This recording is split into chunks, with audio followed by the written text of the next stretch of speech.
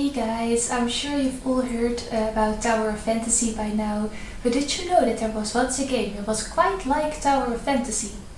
It was called Genshin Impact. Jokes aside though, there's no denying that the two are very much alike, and I personally would say that Genshin is the better game. However, I think there are a few things that Tower of Fantasy actually does better than Genshin Impact. And now in this video I'm going to name them. So first of all, there is the character customization. In Tower of Fantasy you can customize the main character, and in Genshin you can't.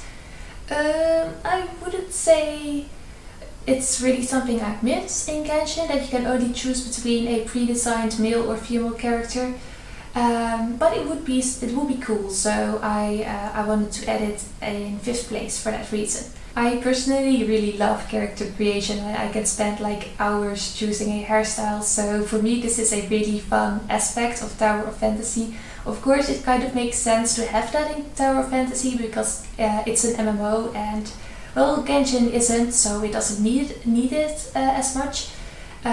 But still, yeah, as I said, it's a fun thing, so it would be fun in Genshin, but I don't really miss it. Hence number 5. Number 4 is mounts. You have mounts in Tower of Fantasy, and in Genshin of course you don't. I do sometimes miss mounts in Genshin Impact.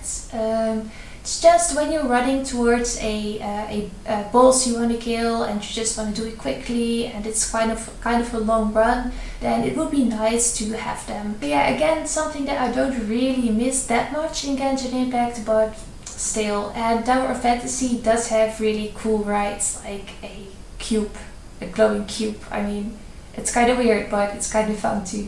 Next up, skipping cutscenes. And I'm not talking about just spamming the space bar, because both games have that. I mean like skipping an entire cutscene, just pushing one button that says skip and then onto whatever's next. This is not a feature I missed during Genshin main story quests, the story quest or the Arcane quest, because they're really cool and actually better than those in Tower of Fantasy in my opinion. But sometimes, especially with event quests, you just want to get to the gameplay and you don't want to go through that endless dialogue. And in those moments I would love to have a skip dialogue button in Genshin Impact as well. And I think it's great that Tower of Fantasy at least offers that option. And number 2, the Outstuck button. Yeah, it may surprise you, but Genshin Impact actually doesn't have this very simple yet life-saving feature. Of course, it's not something you're gonna need like on a daily basis. I hope, at least. I don't know what you guys are doing in the game, but when you need it, you really need it, and it's just. Yeah, I can't really understand why a big open world game like Genshin doesn't have an unstuck button, but Tower of Fantasy does, so in that aspect Tower of Fantasy again is better. And finally, number 1, something that Tower of Fantasy does better than Genshin Impact is the gacha system. At first glance I feel like they do look similar, of course, with the different banners and such. But Tower of Fantasy is different from Genshin in 2 very important ways.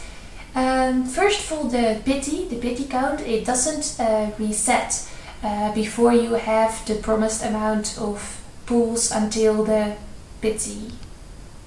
What I'm trying to say is the pity count doesn't reset in Tower of Fantasy. So if you pull on a banner that promises you an SSR highest tier character at 80 pulls, and you get that character or any other SSR character at 50 pulls, you're still gonna get that guaranteed character at 80 pulls as well. In Genshin, on the other hand, the pity count resets whenever you pull the 5-star character. And the second way in which I feel Tower Fantasy does the gacha system better is that you only have to pull on one type of banner. There are of course different banners, but you get everything you need. You get the same items. Like you're pulling for a character and weapon in one, While in Genshin I am always pulling for the characters but never for the weapons because I just don't have those heaps of primogems. So I'm getting the 5-star characters I want, but I never get their perfect 5-star weapons because those banners are different. And that kind of sucks sometimes. And Tower of Fantasy, because they've combined it, you don't have that problem. For the record, I'm not saying that Genshin should have the same combat system with characters and weapons combined. Actually, I like Genshin's combat system better, but they could have handled the gacha banners differently. They could have not made weapons a gacha thing. That's never gonna change now, I guess, but still something that Tower of Fantasy does better. And that's it. That was my top 5 things that Tower of Fantasy does better than Genshin Impact. I hope you liked it, and feel free to disagree, of course, or leave a like, or maybe subscribe.